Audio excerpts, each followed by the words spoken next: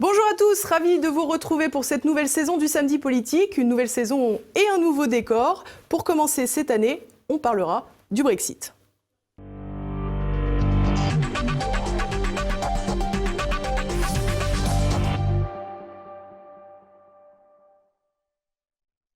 Et à mes côtés aujourd'hui, non pas un, mais deux invités pour commencer. Charles Gave, bonjour monsieur, merci d'être avec nous. Bonjour. Vous êtes économiste, homme d'affaires et président de l'Institut des Libertés. Absolument. Et monsieur Asselineau, qu'on connaît bien dans cette émission désormais, président de l'UPR, ancien candidat à la présidentielle. Merci beaucoup messieurs d'être avec nous, d'autant plus que je ne le savais pas, mais c'est votre anniversaire. Oui, c'est assez curieux. Nous sommes nés tous les deux le 14 septembre. 14 septembre. Pas la même année, mais dans le calendrier liturgique, c'est la Sainte Croix. Les méchancetés commencent, pas la mienne. Alors messieurs, pour commencer... Asselineau est beaucoup plus jeune que moi, donc je ne lui en voudrais pas de son inexpérience. Alors messieurs, pour commencer, je vous propose, avant de vous donner la parole, de regarder un petit sujet qui va reprendre les grands événements qui ont marqué le Brexit depuis le vote. 23 juin 2016, l'Union européenne a la gueule de bois. Avec 51,9%, les Britanniques se sont majoritairement prononcés en faveur du Brexit.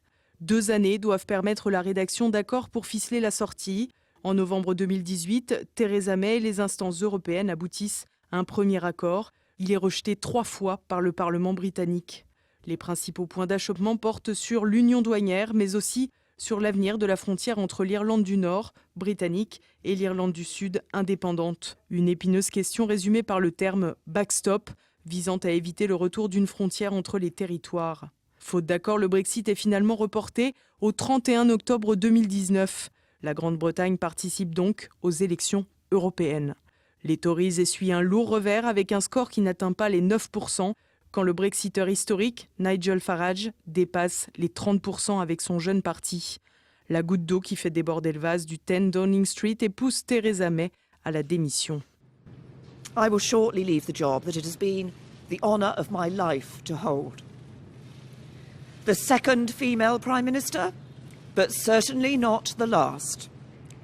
I do so with no ill will, but with enormous and enduring gratitude to have had the opportunity to serve the country I love.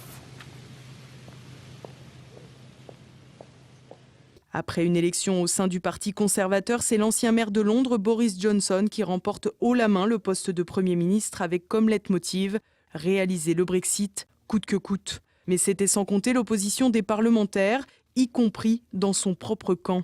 Les députés multiplient les revers infligés à Boris Johnson. Ils veulent l'empêcher de réaliser un Brexit sans accord, imposer un nouveau report de la date fatidique et refusent l'organisation d'élections anticipées. Une période particulièrement incertaine s'ouvre et nul ne sait vraiment quelle en sera l'issue. Alors sur le site de l'Institut des Libertés, Charles Gave, vous écriviez que c'était finalement la démonstration du hiatus entre la démocratie participative et la démocratie représentative. Est-ce que vous pouvez nous expliquer ? On peut faire ça assez facilement. La souveraineté en Grande-Bretagne, d'après la constitution non écrite de la Grande-Bretagne, c'est quand la reine d'Angleterre est dans la Chambre des communes en même temps, et c'est le moment où la souveraineté existe. C'est-à-dire qu'il y a 2 participants à la souveraineté britannique, le souverain qui représente l'histoire et la Chambre qui représente le peuple, mettons. Mais il s'est passé un phénomène, c'est que Cameron a donné la possibilité de faire un référendum sur l'Europe aux Anglais, et les Anglais ont voté contre rester en Europe. Donc, qu'est-ce que ça veut dire ? Ça veut dire qu'aujourd'hui, 75% du Parlement britannique, des membres du Parlement britannique, étaient contre le Brexit. Et ce sont ces gars-là, cette Chambre, qui a été chargée de négocier la sortie. Donc inutile de vous dire qu'ils ont négocié de travers, ils ont négocié en bottant en touche, ils ont essayé ils ont négocié pour empêcher le Brexit. Et donc ce qui se passe, c'est qu'on a un vrai conflit de souveraineté en Grande-Bretagne. La vraie question, c'est qui est le souverain ? Est-ce que c'est le Parlement, comme ça l'a toujours été ? Ou est-ce que c'est le peuple au travers de son vote ? Et c'est cette question qu'il va falloir trancher par de nouvelles élections. Alors justement, c'est une question qu'on peut vous poser. François Asselineau, vous êtes considéré comme un souverainiste.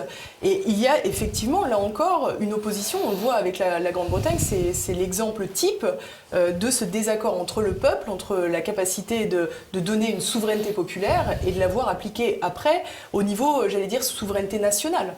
Oui, alors déjà, je rebondirais.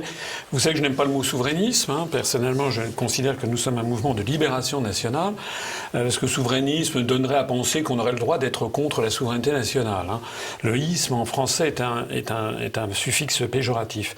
Mais ce détail mis à part, on a eu la même chose en France. Rappelez-vous que fin 2004, les députés français, d'après ce qu'on au moment où il y avait eu le vote de la loi sur la Constitution européenne, il y avait quand même 80% des députés qui étaient pour la Constitution européenne. Et lorsqu'il y a eu le référendum, lorsque Jacques Chirac a soumis ça au référendum des Français, il y a eu 55% des Français qui ont voté contre.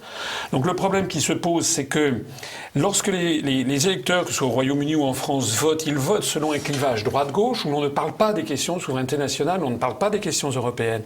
Mais le problème, c'est qu'actuellement, c'est devenu désormais le vrai sujet. Or, les partis politiques, c'est en tout cas l'analyse que je fais depuis 12 ans et je ne suis pas démenti par les événements, au contraire, c'est que le vrai clivage de notre époque, c'est entre la disparition des États-nations, leur fusion dans une espèce de magma mondialisateur, et en tout cas dans l'Union européenne qui a une vocation à devenir un super-État, et puis ceux qui le refusent. Or, ceci divise les partis politiques. Actuellement, vous avez dans tous les partis politiques, sauf peut-être à En Marche d'un côté et à l'UPR de l'autre, nous à l'UPR, tout le monde à l'UPR veut sortir de l'Union européenne. C'est là-dessus qu'on s'est créé. À En Marche, tout le monde, je pense, est pro-européen. Mais regardez, du Rassemblement national à la France insoumise, en passant par les Républicains, par LV peut-être, etc., par le Parti communiste, vous avez des gens, parmi les électeurs, vous avez des gens qui ont des aspirations totalement différentes. Et ces partis-là vont avoir un souci dans les années qui viennent, parce qu'il va bien falloir qu'ils prennent une décision dans un sens ou dans l'autre. Et je pense que c'est ça qui est en train d'arriver en ce moment au Royaume-Uni, c'est qu'il va falloir trancher et regarder ce qui s'est passé. Boris Johnson a fait partir du Parti conservateur les 21 députés, donc que l'on présente dans la presse française comme étant des modérés. Non. Moi, j'en ai assez qu'on dise que les modérés, ce seraient les pro-européens et que les extrémistes, ce seraient les anti-européens. C'est l'inverse qui est vrai. La construction européenne est un extrémisme. Elle consiste à vouloir faire disparaître de force des pays qui ont 1500 ans, 2000 ans d'âge pour nous imposer une structure qui est de plus en plus dictatoriale, comme le montre justement ce qui se passe au Royaume-Uni, parce que ce qui se passe au Royaume-Uni, je suis d'accord avec Charles Gave... C'est un coup d'État. C'est un coup d'État, mais pas celui de Boris Johnson. Ça fait 3 ans et demi que le Parlement essaye d'empêcher les Britanniques d'avoir le résultat pour lequel ils ont voté en 2016. Alors justement, selon vous, quel est l'objectif poursuivi par ces parlementaires qui refusent de faire le Brexit? Alors vous allez me répondre de ne pas faire le Brexit. Oui, mais encore, finalement, quel est leur but, in fine? Je crois que c'est presque on est presque dans un conflit ici de nature religieuse. Vous avez un certain nombre de gens qui se sont fait une nouvelle religion du mondialisme, des droits de l'homme, de tous ces trucs-là. Et puis vous avez ceux qui disent, comme Orban, ou des gens comme ça, comme Salvini, qui disent, écoutez, non, le seul endroit, comme le disait Jean-Paul II, où une démocratie peut s'exercer, c'est dans une nation. Pourquoi? Parce que dans une nation, vous avez quelque chose qui est assez simple, c'est le perdant aux élections accepte d'avoir perdu. Pourquoi? Parce que la fois d'après, il va peut-être pouvoir gagner. Donc la base de la démocratie, c'est j'ai perdu cette fois-ci, mais je regagnerai la fois d'après. Là, vous avez une série de gens qui pensent qu'il y a un certain nombre de domaines où ils ne peuvent pas perdre. Il n'est pas possible pour eux de perdre, comme par exemple sur la construction de l'Europe dont a parlé M. Asselineau. C'est un acte de foi, ça n'est pas un acte de raison. Donc ces braves gens sont là et considèrent que c'est littéralement du domaine du dogme. Du dogme. On n'a pas le droit de mettre en cause la présence réelle dans l'hostie ou j'en sais rien. Vous voyez, c'est des trucs comme ça. C'est du même problème. C'est un problème de nature religieuse. Donc, pour eux, c'est comme si on faisait un énorme péché. C'est comme donc, on n'est plus dans le domaine de la rationalité, de la discussion politique. Est-ce que vous préférez la nation ou le mondialisme? On est dans un problème, la question ne sera pas posée. C'est-à-dire que vous n'avez pas le droit d'avoir cette opinion. Ils nous refusent notre droit d'avoir une opinion qui est différente. Et je reviens sur quelque chose qui me semble important. C'est que dans tous les pays, vous savez, en Océanie, il y a quelque chose qui est amusant, c'est qu'ils considèrent qu'il y a 2 sortes d'hommes. Il y a ceux qui sont les hommes des arbres, c'est-à-dire ceux qui se mettent sous l'arbre et qui attendent que la noix de coco tombe, si vous voyez ce que je veux dire. Et puis les hommes des bateaux, ceux qui coupent l'arbre, qui font un bateau et qui vont voir si l'île d'à côté n'est pas mieux. Et donc, partout dans le monde, vous avez les hommes des arbres et les hommes des bateaux. Les hommes des bateaux gèrent nos pays depuis 50 ans. Et ils le font de plus en plus au détriment des hommes des arbres. Et donc vous avez aujourd'hui, dans tous les pays du monde, vous avez une révolte des hommes des arbres. C'est-à-dire que Trump, c'est les hommes des arbres, le Brexit, c'est les hommes des arbres. Vous avez une vraie révolte des gens qui veulent vivre et mourir là où ils sont nés. Et qui ne veulent pas que quelqu'un d'autre, peut-être, vienne vivre chez eux et leur prenne tout, j'en sais rien. Donc vous avez un vrai problème aujourd'hui. On a une division, comme l'a fort bien dit M. Asselineau, entre les hommes des arbres et les hommes des bateaux. Et finalement, on a le sentiment que ce n'est pas une crise de la souveraineté, mais c'est une crise tout simplement de la représentativité. Oui, il y a une crise de la représentativité démocratique, parce qu'effectivement, on parle de démocratie représentative, mais comment se faire représenter par des députés qui n'ont pas été élus sur ces questions? C'est ça le problème. C'est ça le problème. Je suis totalement d'accord avec l'idée qu'on a affaire à une religion, à un phénomène de nature religieuse. C'est un dogme. D'ailleurs, ça se traduit dans le vocabulaire. On parle d'eurosceptiques ou d'Européens convaincus. Oui, c'est les croyants, les non-croyants, oui. Finalement. On ne dit pas un franco-sceptique, un germano-sceptique ou un grec convaincu. On est grec, on est allemand, on est français, parce que ce sont des faits.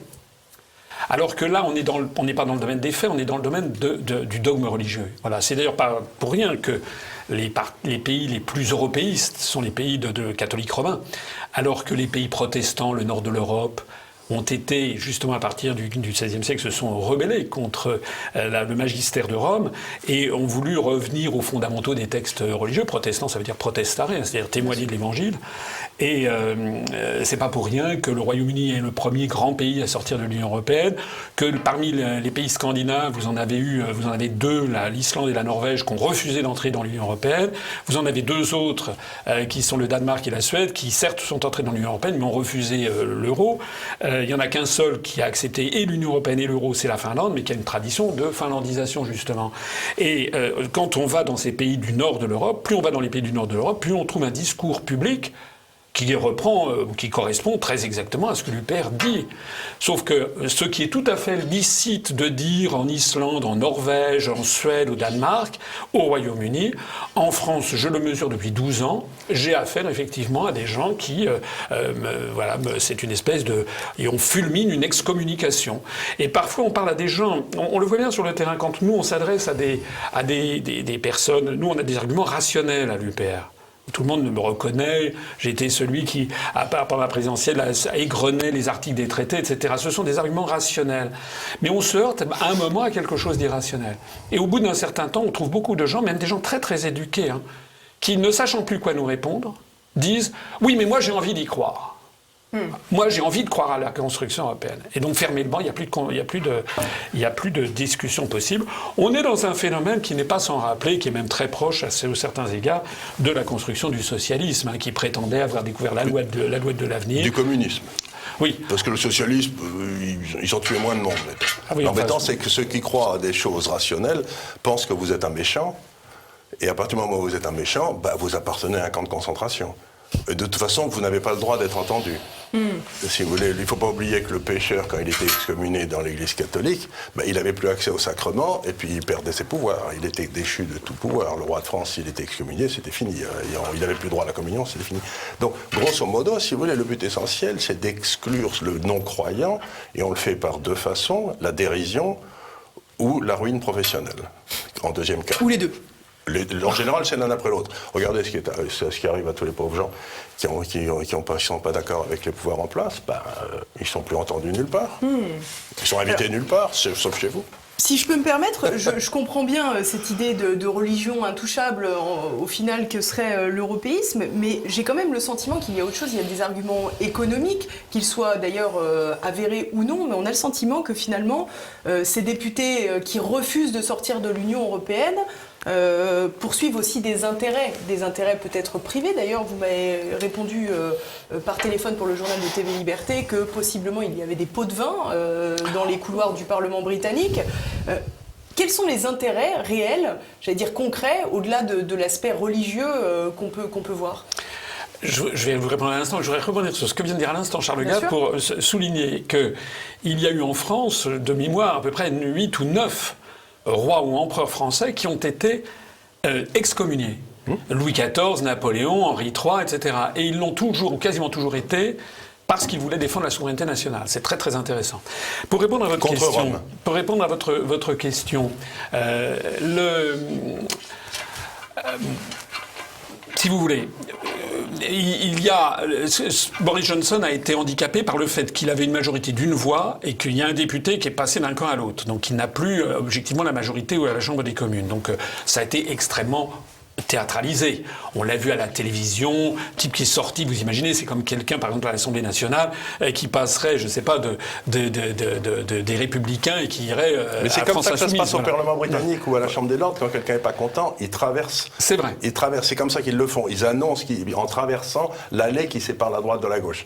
Donc ça fait partie, c'est pas un théâtre, ça fait partie de la déclaration officielle, je ne suis plus d'accord, je m'en vais. Mais ça a été repris par toutes les télévisions qui étaient là, qui attendaient certainement l'affaire. Et je pense que tout ceci n'est pas sorti d'un chapeau. Alors moi j'ai émis l'hypothèse que peut-être, je n'en sais rien, qu'il y avait certainement des pots de vin. Regardez en France. Je change de sujet, mais regardez en France l'entourage de Macron. Enfin, tous les jours, on apprend, la nouvelle commissaire européenne, Madame Sylvie Goulard, elle a quand même, elle est sous le coup de charges de présomption de détournement de fonds publics, d'abus de biens sociaux. Oui, elle est présumée innocente, mais enfin, elle est nommée commissaire européenne à 25 000 € par mois, et elle est tellement innocente qu'elle a quand même remboursé de sa poche 45 000 € sur les fonds touchés par le Parlement européen. Donc elle doit quand même avoir, à mon avis, une mauvaise conscience. Bon, vous avez vu Monsieur Richard Ferrand. Vous avez vu... bon, ça, je pense que c'est la même chose au Royaume-Uni, c'est-à-dire que nous avons affaire... Les européistes sont quand même souvent mêlés à des affaires de gros sous. Alors, je ne sais pas, ça c'est une hypothèse. J'ai envie de vous dire, c'est aussi parce qu'eux sont au pouvoir.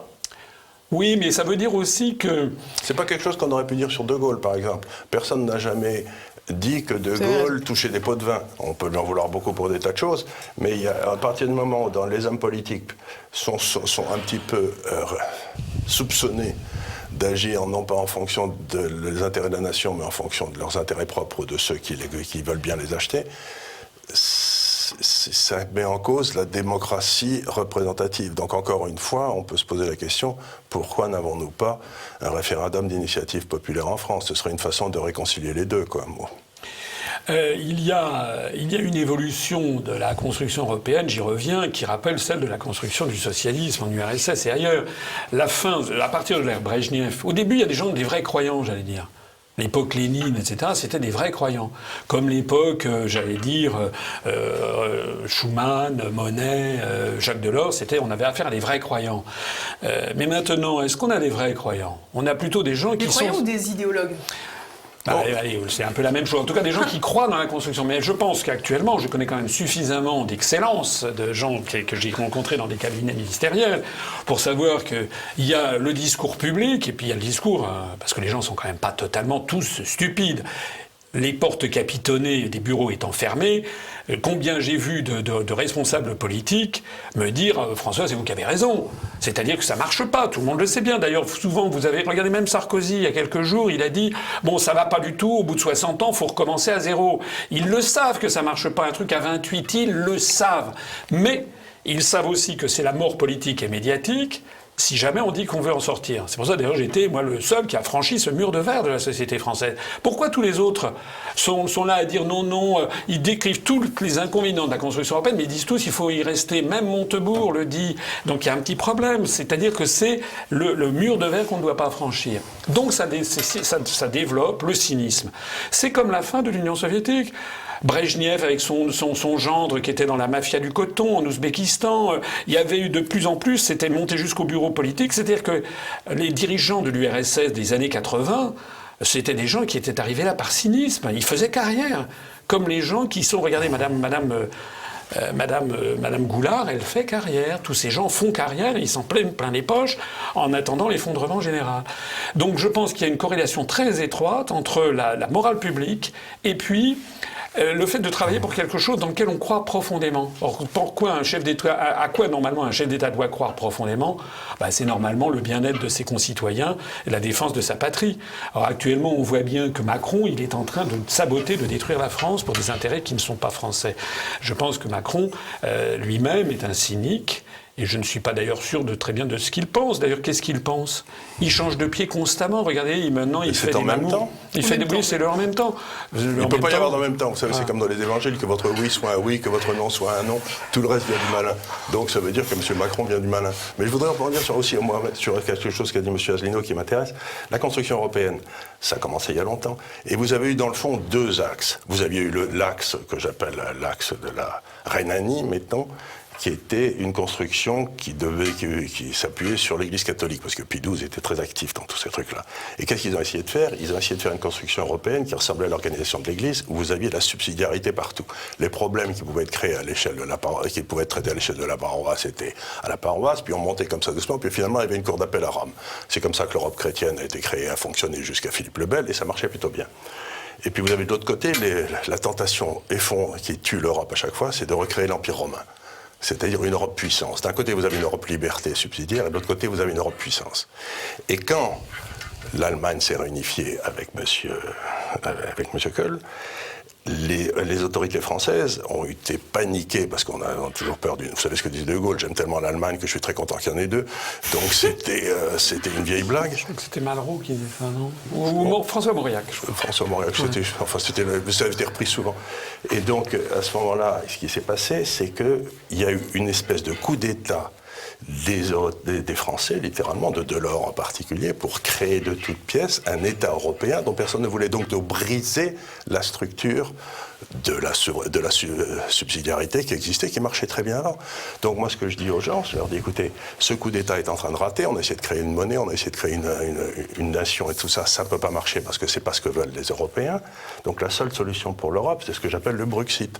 Ce qu'il faut faire, c'est sortir Bruxelles de l'Europe et retourner à ce qu'on avait avant, des discussions entre nations égales et qui permettaient, on arrêtait la pendule à Bruxelles et puis on arrivait toujours à des compromis crasseux, mais ça marchait bien parce que c'était subsidiaire. Donc ce que j'essaie de dire, c'est qu'il faut bien se rendre compte que les Français, quand Mitterrand est sorti de ces discussions avec Kohl, il a mis le marché en main à Kohl en disant on accepte la réunification d'Allemagne à condition que vous créiez l'euro. Et il est sorti en disant j'ai cloué les mains de l'Allemagne sur la table de l'euro. Et bien elles se sont déclouées depuis. Donc ce que je veux dire par là, c'est qu'il ne faut pas se tromper, c'est un coup d'État qui a été fait par les élites françaises pour endiguer l'Allemagne. C'est ça qu'on a essayé de faire, et c'est ça le but essentiel de l'Europe. C'était pas du tout un but économique, etc. C'était empêcher que la monnaie allemande, parce qu'ils étaient mieux gérés que nous, devienne la monnaie européenne par le choix des gens. Et à ce moment-là, si vous voulez, les autorités françaises ne pouvaient plus financer leur déficit budgétaire puisque toute l'épargne française aurait été en obligation allemande. Donc, encore une fois, ce qu'on a eu, c'est un coup d'État des élites françaises qui est en train de rater. On ne peut pas dire que ça ait particulièrement bien fonctionné, parce qu'on ne peut pas dire que c'est l'Allemagne qui se porte le plus mal au sein de l'Union européenne. Je vais me permettre d'apporter un peu la contradiction à Charles Gave. Je ne suis pas tout à fait d'accord avec cette présentation des choses. D'abord, le principe même de la construction européenne, qui consiste à créer un marché commun, c'est-à-dire en fait agir sur les substructures, est un principe qui est contraire justement au principe de subsidiarité. Puisqu'il s'agit, c'est le modèle comment dirais-je, du Zollverein de Bismarck, c'est ce modèle qui consiste à penser qu'à partir du moment où on va progressivement avoir... Le Zollverein, ils avaient une monnaie commune. Oui. Et ils avaient un État politique commun. Mais donc c'était pas du tout la même chose. Là, chacun restait maître de sa monnaie. Pour justement l'unification allemande.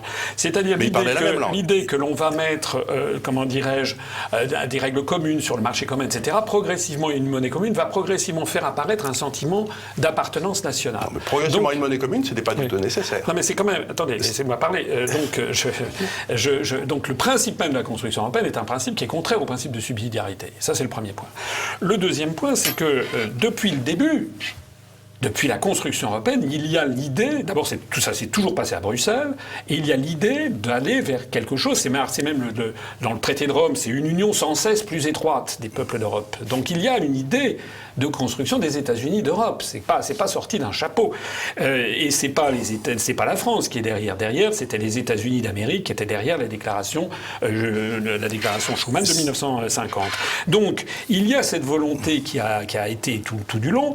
En 1957, le traité de Rome, le 1er janvier 58, le premier président de la Commission européenne, c'est le fameux Walter Hallstein dont j'ai parlé, qui avait été un juriste d'Adolf Hitler, un juriste nazi. Contrairement à ce que certains veulent cacher, c'était bien quelqu'un qui donnait des cours sur le national-socialisme dans l'armée allemande. Eh bien, il a été le premier président de la Commission européenne. Il a présenté un plan. A dit le plan Hallstein dans les années 63-64, au moment où Charles de Gaulle avait présenté le plan Fouchet, qui était un plan d'Europe des nations, justement. Mais le Walter Hallstein, donc de Gaulle, s'est opposé férocement au plan Hallstein. Ça a d'ailleurs été la crise de la chaise vide de Luxembourg en 66, jusqu'à ce que Walter Hallstein s'en aille. Mais le plan Hallstein, c'était bien un plan d'Europe fédérale. Et de Gaulle a été une anomalie, si j'ose dire. Il a tout bloqué. Et puis lorsqu'il est parti, qu'est-ce qui s'est passé? Le sommet je crois que c'était de La Haye ou de Copenhague, La Haye sans doute en 1960, fin 70, où Georges Pompidou, fin 69, pardon, Georges Pompidou, qui est élu depuis le mois de juin 1969, reconnaît la vocation du Royaume-Uni, etc., d'entrer dans le marché commun, torpille l'héritage gaullien et accepte d'aller vers ce qui a été prévu de longue date, c'est-à-dire une Europe fédérale. Je voudrais ici intervenir parce que c'est un truc très important. J'ai jamais dit qu'il n'y avait pas cette force qui était présente dans l'Europe. En fait, vous aviez ce que j'appelle l'Europe de Jean Monnet. C'est-à-dire que Jean Monnet détestait la démocratie, détestait les nations et voulait créer une Europe technocratique. Ça, donc le projet de Jean Monnet était toujours présent, mais vous aviez l'autre projet... On n'en est pas loin là aujourd'hui. On n'en est pas loin. Mais l'autre projet, il a été toujours porté par les hauts fonctionnaires français, le plan de Jean Monnet. Hein, depuis toujours. Et l'autre projet, c'était un projet de subsidiarité. Le haut fonctionnaire français se rebelle. Oui, mais enfin, je veux dire, vous n'êtes pas un haut fonctionnaire français typique, si vous voulez. Vous n'avez pas fait la carrière de l'inspecteur des finances qui obéit toute sa vie. Non, mais il y a quand même... C'est vrai, mais il y a des hauts fonctionnaires allemands, italiens, qui allaient...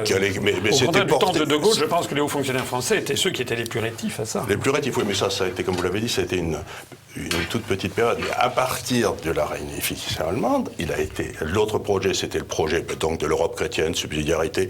Autrefois, quand la guerre devenait montée aux extrêmes, on allait essayer de faire arbitrer ça par Rome, même si Rome n'était pas génial. Et là, on essaie la même chose, on faisait arbitrer ça par Bruxelles. Bon, c'était un peu la même idée. Et le projet donc de l'Europe rhénane, d'une Europe décentralisée, etc., a été mis sous le boisseau à ce moment-là, de façon complète. Donc, au départ, le projet de Pompidou et le projet de Monnet étaient complètement antinomiques. Et ce qui a gagné, c'est le projet de Monnet. Alors si je peux me permettre, il y a quand même quelque chose qui me surprend parce que on explique souvent cette volonté de fonder un État européen, entre guillemets, une Europe fédéraliste. Moi, il y a quand même quelque chose que je relève dans l'actualité, on va dire, des dernières années, c'est le soulèvement catalan qui réclamait son autonomie et Bruxelles est intervenue précisément pour empêcher une scission de l'Espagne contre le régionalisme catalan. Non, ça c'est ce qu'on présente aux enfants des écoles. Allez à Bruxelles, allez à la Commission européenne, vous verrez qu'à 100 mètres de la Commission européenne ou Berlaymont, vous avez un immeuble. Au rez-de-chaussée, vous avez tout un rez-de-chaussée, mais un linéaire de vitrine qui fait peut-être 50 mètres, avec un immense drapeau sur la Catalogne indépendante. Le gouvernement catalan indépendantiste a pignon sur rue à Bruxelles.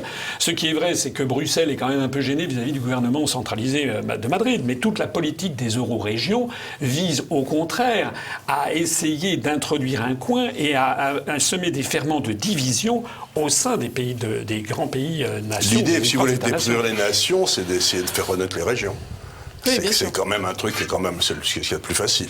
Enfin, si je puis me permettre aussi, cette Europe des régions, c'est peut-être la plus compatible justement avec le principe de subsidiarité dont on a parlé tout à l'heure.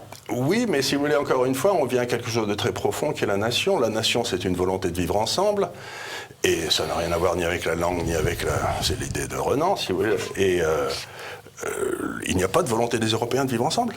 Il n'y a pas, ils sont tous très contents d'être européens, mais il n'y a pas de volonté d'être européens. On pourrait dire aussi qu'il n'y a plus toujours de volonté des Français de vivre ensemble, des mais Allemands vous avez de quelque vivre chose ensemble. qui est derrière la volonté de vivre ensemble, vous avez le monopole de la violence légale, c'est-à-dire c'est l'État qui l'exerce.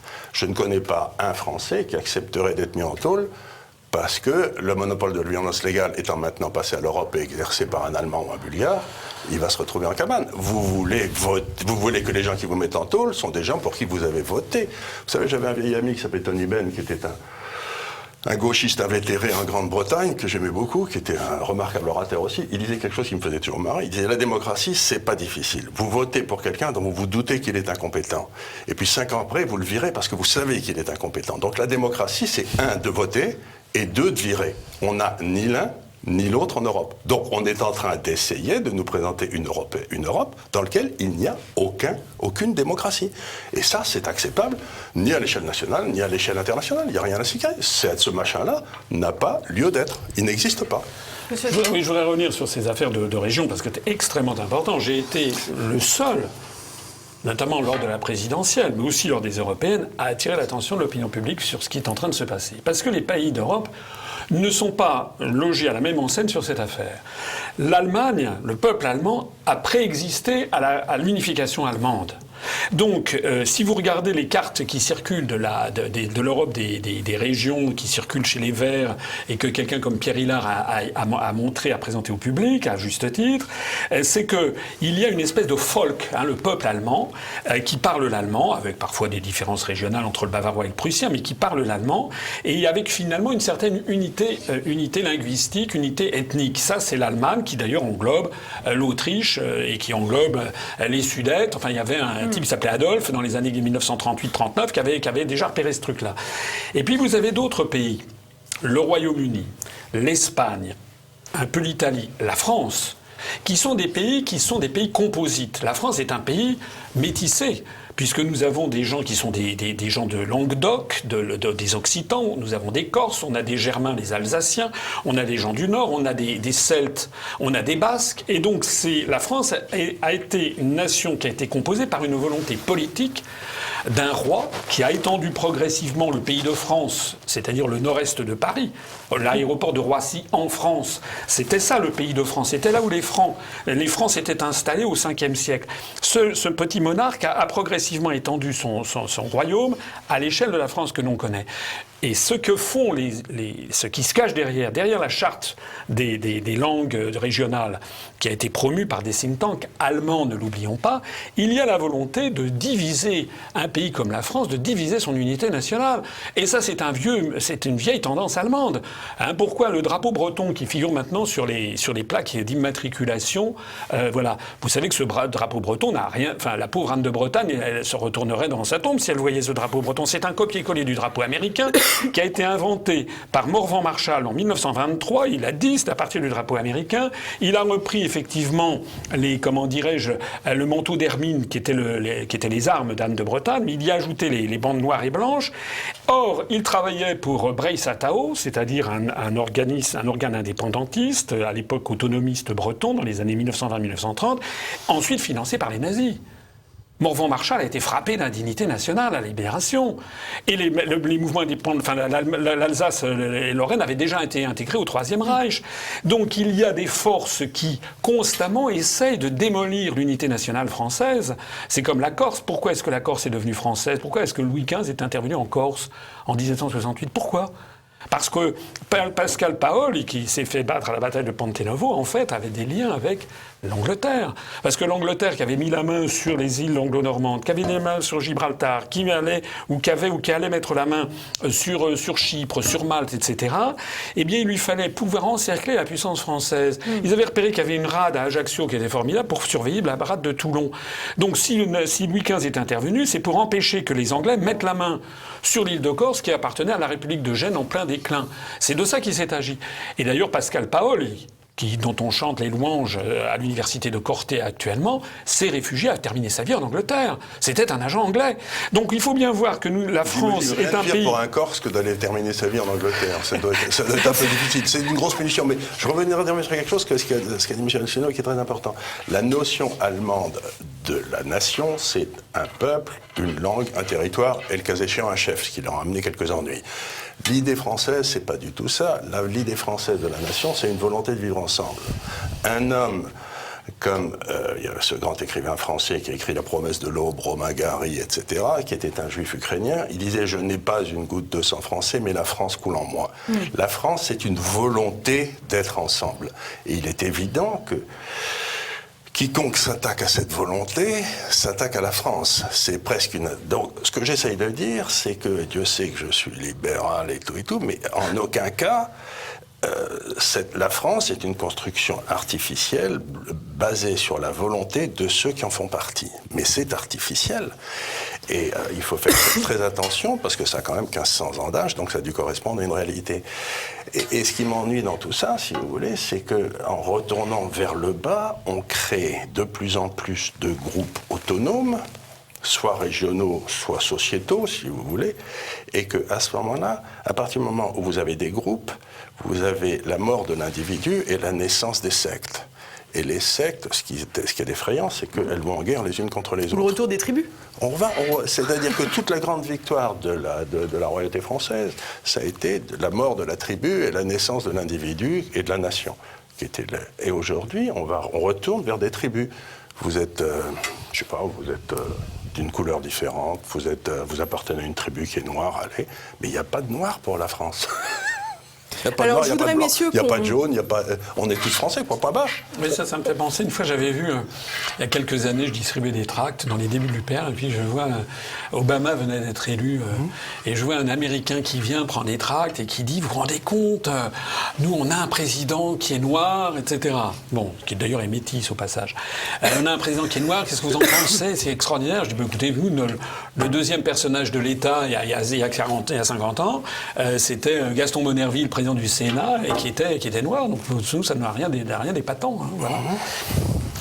Ce qu'il faut bien retenir, je pense, de notre conversation-là, c'est que la politique des eurorégions poussée par Bruxelles n'a pas du tout le même impact sur la destinée des nations. Pour l'Allemagne, qui peut très bien, qui a une structure fédérale, avec un sentiment d'appartenance. Et qui a une unité de son peuple. Voilà, exactement. Et ça n'a pas du tout le même impact là-dessus, alors qu'en France, ou en Espagne, ou au Royaume-Uni, ça peut désintégrer des États qui ont 1000 ou 1500 ans d'âge. Il faut donc faire très attention à ça. Alors on va revenir, messieurs, si vous voulez bien, au sujet qui nous occupait initialement, à savoir le Brexit. Je vous propose de regarder un petit micro-trottoir. On est allé voir des Français à Paris et on leur a demandé ce qu'ils pensaient de ce feuilleton qui n'en finit plus. Ça fait plus de 3 ans que les Britanniques ont voté pour sortir de l'Union européenne. Or, ce n'est toujours pas fait. Qu'est-ce que vous pensez de la situation ? Je pense, premièrement, je rappelle qu'il y a eu un référendum et que ce référendum doit être respecté parce que ça a été un vote populaire. C'est complètement crétin, les Anglais devraient prendre quand même une décision. En plus de ça, ils ont voté pour le Brexit, il faut qu'ils sortent parce qu'ils nous font du chantage là. Un vote, c'est c'est démocratique. Alors si on ne tient pas compte du vote, moi je suis contre le Brexit, mais ce sont les Anglais qui décident. Il faut que ça cesse. Il faut que ça cesse. Ce n'est bon ni pour le Royaume-Uni, ni pour le reste de l'Europe, ni pour le reste du monde. Il faut que ça cesse. Je trouve que déjà, c'était pas une très bonne idée qu'ils veuillent se sortir tout simplement de l'Union européenne. Je pense qu'on est stratégiquement parlant, on est mieux quand on est ensemble, on peut prendre des plus grandes décisions. Est-ce que le peuple, il a tort? Est-ce que le peuple a tort? Tout le peuple, est-ce qu'il a tort? On peut tromper tout le peuple une partie du temps. On peut tromper une partie du peuple tout le temps, mais pas tout le peuple tout le temps. Ils ont été élus par le peuple, donc ils peuvent que suivre ce que le peuple leur a demandé de faire. C'est pour ça qu'ils sont légitimement en place. Un politicien, s'il ne respecte pas la volonté du peuple, si j'ose dire, la volonté des citoyens qui votent, n'a pas de raison d'être. Mais parfois le peuple aussi se trompe. Hein. Le peuple aussi, il a voté aussi pour Hitler, hein, donc il faut faire attention. Le vote d'un peuple, c'est prioritaire par rapport au gouvernement. Est-ce que pour débloquer la situation, selon vous, c'est pertinent d'organiser un nouveau vote ? Oui, clairement. Je pense qu'il faut refaire un vote. Non. Non, on s'en tient. Si tous les 4 matins il fallait revoter un Brexit ou un non-Brexit, on s'en sort plus. Ça ne sert plus à rien de faire voter les gens. Moi, je pense que s'il y avait d'autres élections, je pense que les Britanniques changeraient d'avis. Non, à partir du moment où il y a eu un vote, après, ce sont des aménagements ou non, mais refaire un vote alors qu'ils ont voté, pourquoi recommencer, quoi. Il y a déjà eu un. On ne peut pas multiplier les référendums à l'infini. Pourquoi? Je vous pose la question, pourquoi on organiserait un nouveau vote? Le peuple, il a déjà dit non. On veut pas, on veut le Brexit. Pourquoi on fait un nouveau vote? Je ne sais pas comment ça va se finir, mais je pense qu'ils vont sortir. ne vont pas accepter d'assumer les erreurs des Européens. Alors c'est surprenant quand même ces réponses. Oui, alors je ne sais pas si c'est la valeur statistique, mais je m'attendais à ce qu'il y ait plus de micro-trottoirs de vos personnes interrogées qui auraient été contre le Brexit. Parce que quand on écoute les médias français, c'est assez extraordinaire si vous y réfléchissez. Tous les journalistes, tous les médias sont contre le Brexit et caricaturent Boris Johnson comme étant le dernier des derniers. Il n'y a jamais une voix qui prend la défense ni de Boris Johnson ni du Brexit. À titre d'anecdote, mais qui n'en est pas tout à fait une, je suis quand même le candidat du Frexit, celui qui a créé un parti depuis 12 ans qui propose le Frexit. Ça n'aurait pas été mal, je pense, que de temps en temps, un média me dise, vous, qu'est-ce que vous en pensez? Jamais. Moi, je le fais régulièrement. Vous, oui. Il y a RT France, il y a TV Liberté, il y a Radio Tropique, mais il y a quelques qui font leur métier de journaliste. Mais en France, c'est monocorde, c'est-à-dire que tout le monde doit dire la même chose. Notez bien d'ailleurs que c'est pas la même chose au Royaume-Uni. Au Royaume-Uni, par exemple, sur cette affaire-là, en France, on a dit c'est un coup d'État, la suspension du Parlement. C'est pas une suspension du Parlement. Il a reporté de 3 semaines la convocation du nouveau Parlement à la fin. À chaque fois, au moment où il y a les conventions des partis politiques, le Parlement est toujours suspendu à ce moment-là. Et la seule chose qu'il a fait, c'est qu'il a mis 4 jours de plus. Voilà. Donc, ça veut dire parler d'un coup d'État pour 4 jours de plus où les gars sont pas là en train de... Sans compter que la reine a validé un coup d'État validé par le chef de l'État, c'est quand même un peu bizarre. Bon. Et puis, le vrai coup d'État, c'est que les parlementaires refusent depuis 3 ans et demi d'appliquer le suffrage universel. C'est-à-dire qu'ils ont transformé la question. La question, c'était est-ce que vous voulez être dans l'Europe ou en dehors de l'Europe? Et maintenant, les parlementaires disent la question, c'est est-ce que vous êtes accepté qu'on sorte de l'Europe si on a un accord? Mais si on a un accord, ça n'a jamais été accepté ni par le peuple, ni contre le peuple. Je veux dire par là, ils ont rajouté un codicile au vote du peuple et ils disent, nous, on veut pas sortir sans accord. Mais ça n'était pas dans le truc. C'est là où est le coup d'État, c'est qu'ils ont pris sur eux de changer la question et de changer la réponse à la question. Justement, dans l'actualité, je me permets, Monsieur Asselineau, dans l'actualité, ces jours-ci, on a vu apparaître ce fameux rapport qu'ils appellent Yellowhammer, le marteau jaune, où il dresse finalement toutes les conséquences négatives en cas de Brexit sans accord. Alors ça passe par la sécurité, par l'aspect sanitaire avec un blocage des médicaments, les routes seraient bloquées, enfin c'est quand même un peu apocalyptique. Oui, c'est ce que les Brexiters avaient appelé Project Fear, c'est-à-dire agiter des peurs millénaristes ou apocalyptiques pour faire peur aux gens. Toutes ces peurs, tout ce qui avait été dit avant le référendum. Je rappelle que Mme Lagarde, qui fait partie, c'est le même genre que Sylvie Goulard, toute cette bande, Mme Lagarde avait annoncé, elle était à la tête du FMI, que si jamais les Britanniques votaient en faveur du Brexit, dans les semaines qui allaient suivre, elle craignait une immense crise financière. Je rappelle que M. Macron avait dit qu'il allait mettre le tapis rouge pour tous les cadres de la City qui allaient fuir, qui avaient traversé la Manche, qui allaient venir s'installer en France dans les semaines suivantes, etc. On a eu quoi? Il y a encore des gens qui croient que beaucoup d'entreprises britanniques sont parties. C'est pas vrai. Il y a eu aux dernières nouvelles, il y avait une étude de Financial Times l'été dernier qui avait relevé, après avoir fait une étude minutieuse à la City, qu'il y avait peut-être quelques centaines d'emplois qui allaient être transférés. On est loin des centaines de milliers d'emplois qui allaient être transférés. Il faut dire aussi quelque chose sur l'Angleterre. Le taux de chômage est au plus bas. Le taux d'emploi, jamais il y a eu autant d'Anglais qui ont travaillé en Angleterre. L'inflation est très basse. Le PIB a baissé. Le PIB, il a baissé pendant un trimestre, mais vous savez, il va être révisé dans 1 an ou 2. Les autorités statistiques sont suffisamment malines pour faire sortir une baisse du PIB juste avant un vote, si vous voulez. C'est pas... Et la livre a chuté aussi. La livre a chuté. Et alors, qu'est-ce que ça peut foutre? La livre, c'est un prix comme un autre. Elle remontera quand s'il y a une chose dont je suis certaine, si vous voulez, c'est qu'il vaut mieux faire des voitures aujourd'hui en Angleterre qu'en Italie, parce que comme ça coûte 20% de moins de le faire. Et en plus, cette histoire de la livre qui a chuté, ça me fait toujours un peu rire.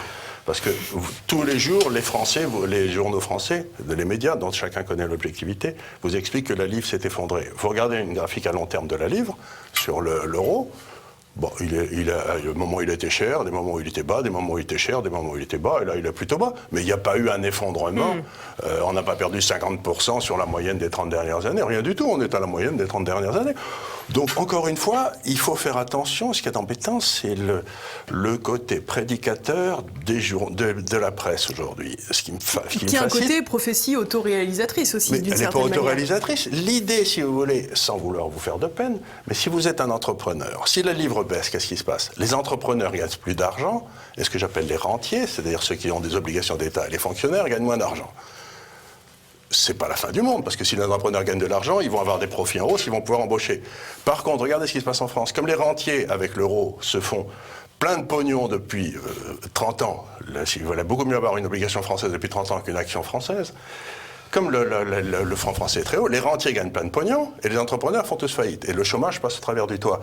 Donc je ne comprends pas cette obsession qu'ont les Français sur le taux de change. Le taux de change, c'est un prix comme un autre.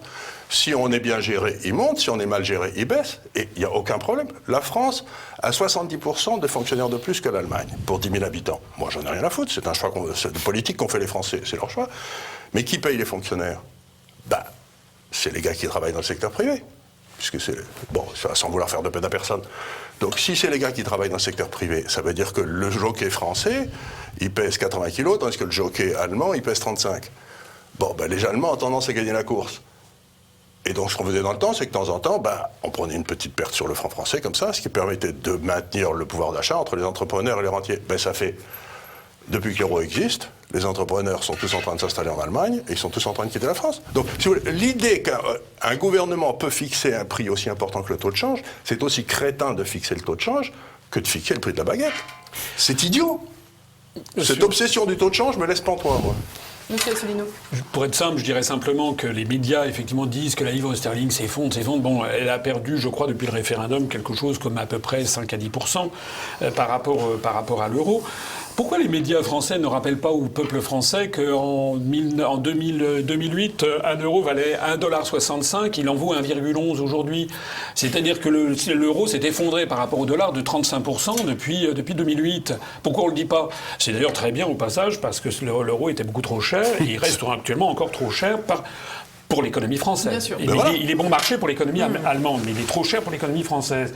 Mais je voudrais revenir sur Moi, vous savez, il faut avoir des idées simples sur ces questions. Si le Brexit était une catastrophe, les européistes devraient dire « mais allez-y, sortez ».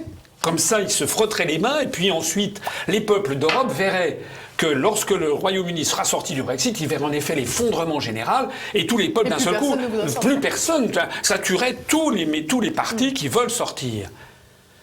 Il faut être logique. Or, pourquoi ils mettent des bâtons dans les roues? C'est parce qu'ils ont très peur de ce qui va se passer. Ce qui va se passer, c'est que ça va très bien se passer. Et qu'au bout d'un an ou deux, l'Angleterre déjà va avoir le fardeau en moins des financements européens. Ils vont récupérer 10 milliards d'euros. Qui vont pouvoir réinjecter, ou soit diminuer les impôts, soit réinjecter dans l'économie anglaise. Ils vont décider de leurs propres normes, de leur propre législation. Ils l'ont d'ailleurs déjà fait, ils ont signé des accords de libre-échange avec la planète entière. Ils vont se rouvrir sur le monde, ils vont pouvoir avoir une diplomatie qui ne soit pas imposée par Bruxelles, etc. Donc, il y a d'ailleurs eu, vous vous rappelez, c'était il y a à peu près un mois, c'était en plein mois d'août, il y a un journaliste vedette de la radio-télévision suisse qui a fait un message Twitter qu'on avait relayé sur notre site et qui a dit qu'il avait vu un diplomate dans une des instances onusiennes, alors je ne sais pas si c'était à l'OMC, enfin une des instances onusiennes qui est à Genève, et un diplomate de haut rang d'un grand pays d'Europe qui lui avait dit en confidence que ce qu'il craignait le plus, c'est que le Brexit se passe et qu'il se passe bien. C'est ça leur crainte. Alors moi je dis chiche, allons-y et faisons. Et je voudrais ici dire, j'en profite pour dire quelque chose. Actuellement, il y a une espèce de blocage absolument institutionnel et extraordinaire. Nous, on a lancé un appel à soutenir le gouvernement français. Ça va peut-être vous paraître bizarre, mais pourquoi? Parce que vous avez peut-être vu qu'il y a quelques jours, Le Drian, ministre des Affaires étrangères, a dit que dans les circonstances actuelles, la France s'opposerait à un report du Brexit. Nous, on dit que tout le monde doit soutenir, pour une fois, Macron et Le Drian. Il faut que la France mette son veto, puisque pour qu'il y ait le report du Brexit, il faut qu'il y ait l'unanimité des États membres. Et si la France met son veto, la loi scélérate qui a été fait voter par le Parlement, par les travaillistes et puis des gens qui imposent au gouvernement c'est incroyable. On n'a jamais vu, moi je ne sais même pas si ça existe en France, une loi qui impose au gouvernement dans une négociation. C'est anticonstitutionnel. Bon, voilà. Normalement, ça devrait être. Eh bien, cette loi, elle tombe, puisque s'il y a un veto, si les autres pays de l'Union européenne ne sont pas d'accord, eh bien, il ne peut pas y avoir de report. Et à ce moment-là, Boris Johnson, il lui suffit d'une seule chose, ne rien faire. Puisque la loi britannique a prévu... Ils ont aussi promulgué une autre loi pour l'empêcher de sortir sans accord. Oui, mais... si les autres le refusent. Si l'autre partie dit maintenant les négociations sont finies, on arrête.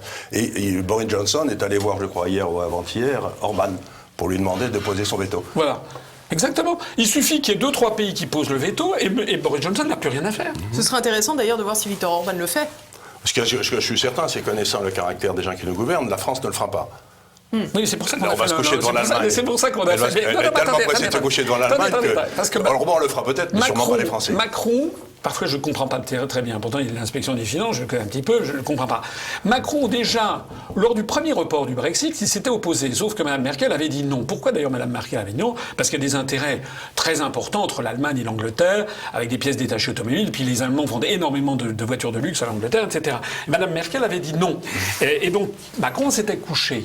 Mais va-t-il se coucher une deuxième fois? Et nous, on a pris M. Le Drian au mot, et on dit, et je pense qu'il faudrait que l'ensemble des forces politiques françaises, le Rassemblement national, la France insoumise, etc., soutiennent sur ce coup-là le gouvernement en disant « Tenez bon, il ne faut pas qu'on fasse un nouveau report. » D'ailleurs, regardez le micro-trottoir. Moi, j'ai été frappé. Toutes les personnes qui sont là disent « Ça suffit, on ne va pas renégocier sans arrêt. Il faut donc mettre le veto. » Et donc, à ce moment-là, Boris Johnson n'a plus rien à faire parce que la loi au Royaume-Uni prévoit que le Royaume-Uni doit sortir le 31 octobre. Et donc, s'il n'y a pas d'accord... Et que le Parlement a voté pour ça. Et le Parlement a voté. Et donc, il n'a plus rien à faire. Il n'y a pas d'accord, les autres n'en veulent pas. Et de toute façon, ils refusent le report des négociations, donc le truc tombe, et Boris Johnson... Ce que dit M. Asselineau est intéressant, parce que moi, j'ai vécu en Angleterre 25 ans. J'ai travaillé dans la City pendant 25 ans, donc j'ai quelques petits contacts. Plus de 10 ans après, Hong Kong, qui est la fille naturelle de... Et qui veut racheter la City, d'ailleurs. Qui veut racheter la City, ce qui est parfaitement logique dans la stratégie chinoise, mais ça sera un autre débat. Mais il y a quelque chose qui est tout à fait évident, c'est que dès que le référendum a lieu, j'ai écrit un papier pour tous mes clients en disant le but de la Commission européenne de Bruxelles, de M. Barnier, ça va être que les négociations n'aboutissent pas. Et que ça se passe aussi mal que possible. Parce que, comme l'a fort bien dit M. Asselineau, si ça se passait bien, si on leur faisait un bon accord, les Italiens seraient sortis la semaine suivante. Bien sûr. Sans parler des Suédois qui suivraient les Anglais, sans parler des Irlandais qui se barreraient à toute allure. Parce que s'il n'y avait pas...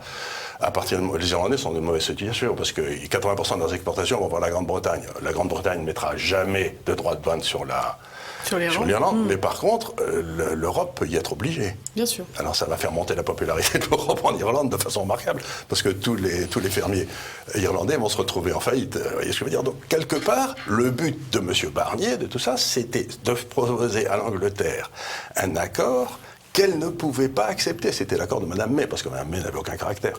Mais donc, le but de toute l'administration française et de l'administration de Bruxelles, c'était d'être sûr que ça se passe aussi mal que possible. Et qu'il fallait ou que l'Angleterre se couche, ou que ça se passe aussi mal que possible. Eh bien, ils ont très bien manœuvré. Oui. Non, je pense que de toute façon... Wait and see. En tout cas, je voudrais revenir peut-être pour les auditeurs.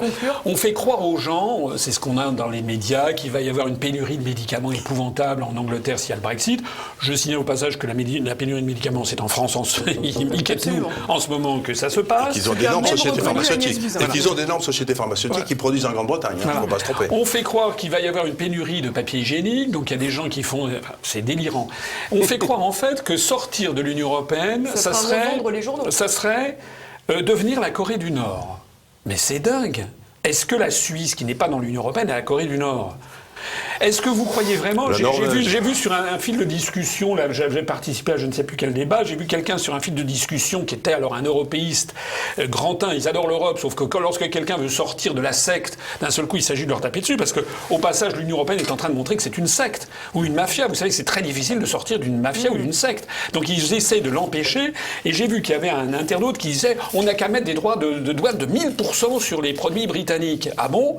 Ça veut dire qu'une bouteille de Une bouteille de whisky qu'on importe qui vaut 30 €, ça vaudrait 330 € en France. Ça veut dire que les pièces détachées automobiles qui sont fabriquées pour des industries allemandes vont être multipliées leur prix par 11. Mais surtout, c'est complètement idiot parce que la France a un excédent vis-à-vis commercial considérable. L'Allemagne a un excédent extérieur avec l'Angleterre. L'Angleterre a un déficit d'à peu près 70 et 80 milliards de sterling par an. Ça veut dire qu'on achète à l'Angleterre, on vend à l'Angleterre 70 milliards de plus qu'on ne lui achète. Donc si on met des droits de douane sur les produits anglais, ils vont dire vous inquiétez pas, maintenant on va vous mettre des droits de douane sur les voitures allemandes, et on n'a pas besoin de mettre des droits, on dit qu'elles sont polluées et que de toute façon les Allemands ne respectent pas les consignes de sécurité données par l'Europe avec diesel, etc. Donc on va acheter que des voitures japonaises et coréennes. Vous pouvez fermer Wolfsburg, vous pouvez fermer Francfort, vous pouvez fermer Munich, les usines auto-allemandes, enfin. Donc ce que les gens ne comprennent pas, c'est que la Grande-Bretagne a un énorme déficit vis-à-vis de nous. Si vous avez un très très gros client qui menace de vous en aller, vous êtes très très très gentil avec lui, non? Eh bien, on fait exactement le contraire, on fait tout pour les dégoûter. On fait croire, mais en réalité, lorsque le Brexit aura lieu, vous allez voir. On en reparle 2-3 mois après, vous verrez. Vous verrez toutes les usines qui vont s'établir en Angleterre parce que c'est pas pour ça moins cher qu'en France. Bien sûr. Et puis, il y a aussi un point que je crois important. C'est que... Et après, on arrête. Oh ben non. Oh ben si, quand même. On pourrait parler toute la journée. Hein. C'est très... Non, soit dit en passant, ce genre d'émission, c'est un scandale que ça n'ait pas lieu sur les très grands médias nationaux. On n'y a jamais, ça. Il n'y a que des télévisions comme RT France, comme vous, qui organisent des débats où les gens font des choses un peu approfondies. Enfin, les grandes télévisions... Qui parlent de ce qu'ils connaissent. Voilà. Mais c'est incroyable que des débats approfondis n'aient jamais lieu sur TF1, sur France 2, sur BFM TV. Enfin bref. Quand je dis des débats approfondis, c'est des débats avec des gens qui pensent autrement. Mais je voudrais dire quelque chose que je crois profondément vrai, c'est que le jour où le Royaume-Uni va sortir du Royaume-Uni, de l'Union européenne, les Britanniques, d'un seul coup, vont retrouver ce que c'est que la liberté. Je ne saurais être plus d'accord. Voilà. C'est un phénomène de libération. Le jour où les Français feront le Frexit, les jours où, d'un seul coup, ils s'apercevront que c'est plus la Banque Centrale Européenne à Francfort qui fixe les taux d'intérêt. Ce n'est plus la Commission Européenne à Bruxelles qui fixe 80-90% de nos lois. Ce n'est plus Washington qui, par l'intermédiaire de l'OTAN, nous impose une politique étrangère et de défense. Les Français, quand ils vont découvrir que lorsqu'ils votent à droite, ils auront une politique de droite, et quand ils votent à gauche, ils ont une politique de gauche, qu'ils auront retrouvé leur souveraineté et leur indépendance nationale, vous verrez ce qui se passera. C'est-à-dire, d'un seul coup, on redonnera. C'est exactement la sortie du communisme, hein. C'est-à-dire que il y a eu un... Mais regardez maintenant où en est la Russie, en pleine ascension, parce que les Russes reprennent goût à la liberté, et c'est eux qui décident de leur avenir collectif et du futur de leurs enfants et de leurs petits-enfants. Eh bien, ce sera le mot de la fin. Je vous remercie beaucoup, messieurs, d'avoir... essayer ce nouveau plateau. Je vous remercie. Je vous remercie à tous de nous avoir suivis. N'oubliez pas, ça n'a pas changé, c'est comme l'année dernière. Vous likez, vous commentez, vous partagez cette émission, vous dites ce que vous en avez pensé et je vous retrouve la semaine prochaine.